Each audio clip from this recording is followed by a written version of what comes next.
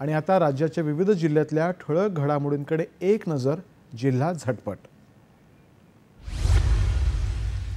अहमदनगर जिल्ह्यातल्या जामखेड जवळच्या बटेवाडी शिवारामध्ये ST bus आणि कारचा अपघात होऊन तिघांचा मृत्यू तर 2 जण गंभीर जखमी.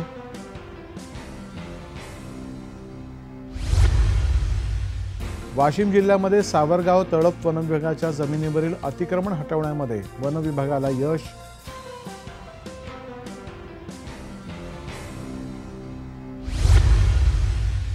शेषात्मज गणेश जयंतीनिमित्त पुण्यातल्या श्रीमंत दगडूशेठ हलवाई गणपती मंदिरात शेषनाग आणि डाळिंबांची आकर्षक आरास.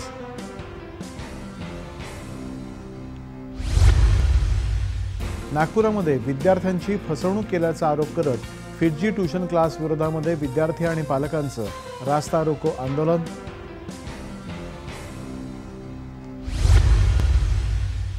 यवतमाळच्या महागाव तालुक्यामध्ये चिल्ली हजारा इथं शेतकऱ्याच्या घरावरती सशस्त्र दरोडा. 2 महिला गंभीर जखमी तर 30 लाख रुपयांची रोख आणि सोन्याची झाली चोरी. कराड नगरपालिकेच्या तरण तलावामध्ये पोहताना एका तरुणाचा बुडून मृत्यू.